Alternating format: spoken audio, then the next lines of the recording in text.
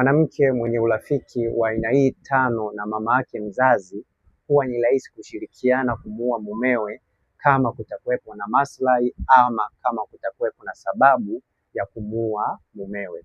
Ni vizuri zaidi kuweza kujua kwamba 80% ya binadamu ni wakatili. Kwa hiyo kama mwanamke atakuwa na urafiki wa aina hii tano na mama yake mzazi, huwa ni rahisi kumuua mumewe kama kutakuwepo na sababu ya kumuua ama kama kutakuwepo na maslahi fulani ambayo yatatokana kumuua mumewe. Kwa hiyo ni muhimu kufahamu hilo kwamba ni rahisi mwanamke kushirikiana na mama yake mzazi kuweza kumuua.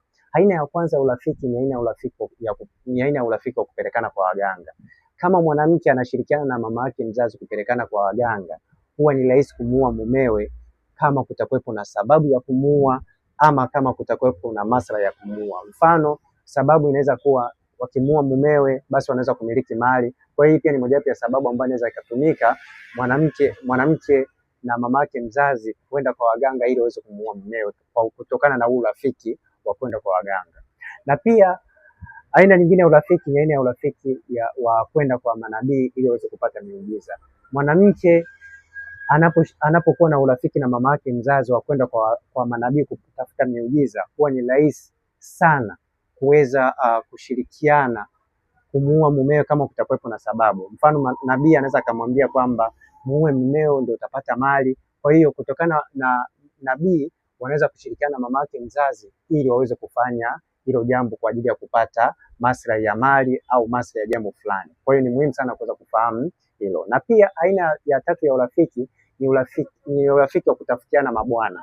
Kuna urafiki ambao mwanamke anaweza akawa anamtafutia mabwana mama yake mzazi na mama yake mzazi anamtafutia mabwana mtoto wake. Kwa hiyo hii ni aina ya urafiki ambao ni rahisi kuweza kumuua mumewe au kushirikiana na mama yake mzazi kumuua mumewe pale anapokuwa ametafutiwa mwanaume ambaye ana pesa nyingi. Kwa hiyo ni mojawapo ya aina ya urafiki ambao ni rahisi mwanamke kushirikiana na mama yake mzazi kuweza kumuua mumewe. Na pia aina ya nne ya urafiki ni aina ya urafiki wa kufichiana maovu.